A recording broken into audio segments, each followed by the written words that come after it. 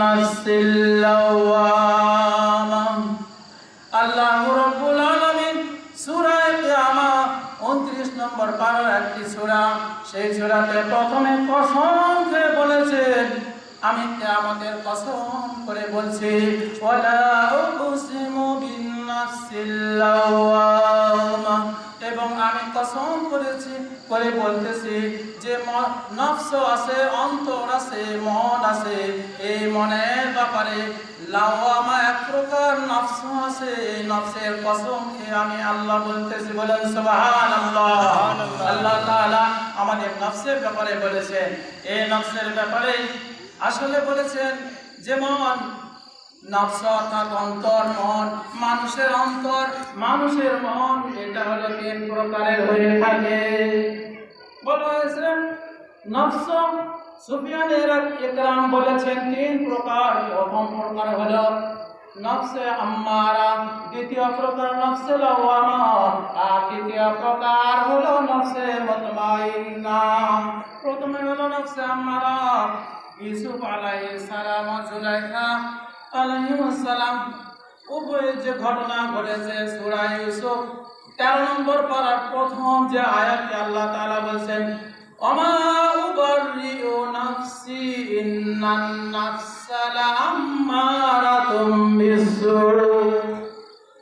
ওই নফসের কথা, ওমা উবাররিউ নাফসি, আমি আমার নফসের ধোঁকা থেকে মুক্ত নয়, ইন্নান নাফসা লাআম্মারাতুম বিসসু, অবশ্যই নফসে আম্মারা ধোঁকা দিয়ে খারাপের দিকে টেনে নিয়ে যায়।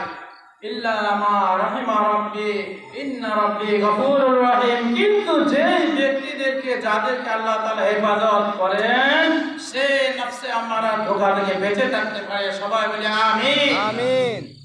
এবার বলছেন দ্বিতীয় হলো এই নফস হলো, নফসটা বড় মারাত্মক নফস, সব সময় মানুষকে ধোঁকা দেয় অন্যায়ের দিকে, জুলুমের দিকে, অত্যাচারের দিকে, হত্যা করার দিকে, সব সময় নফসে আম্মারা মানুষকে ধোঁকা দিয়ে থাকে।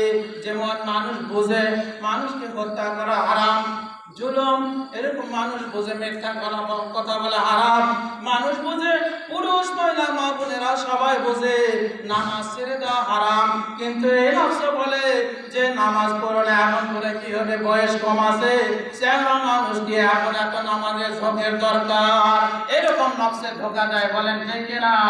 এই নফস হলো নফসে আম্মারা। দ্বিতীয় নফস হলো যে সূরা কিয়ামার মধ্যে বলেছেন, লা উকসিমু বিয়াউমিল কিয়ামা ওয়া লা উকসিমু বিন নাফসিল লাওয়ামা। দ্বিতীয় হলো নফসে লাওয়ামা।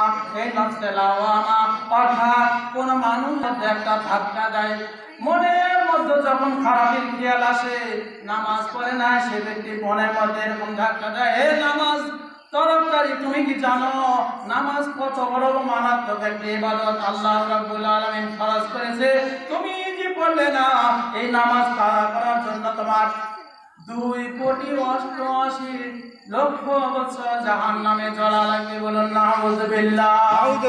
এজন্য এই নফসে লাওয়ামা ধোঁকা দেয়, খারাপ কাজ করতে গিয়ে আবার ফিরে আসে, আল্লাহর বান্দি তুমি যে ঝগড়া করো, মানুষকে অপবাদ দাও, তুমি যে একজন মহিলা মানুষ, তুমি কেন ধোঁকা দাও?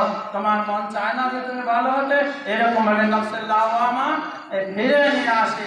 এটা লামা ইয়ালুম, ধমকা দেওয়া, ধোঁকা তিরস্কার করা, এই নফস আমাদের দরকার। এই নফস যদি আমরা আনতে পারি তাহলে আমরা অন্যায় থেকে ফিরে থাকবো, আমাদেরকে এইটা করে। এবার তৃতীয় প্রকার নফসের কথা বলেছেন, তৃতীয় প্রকার নফস হলো সূরা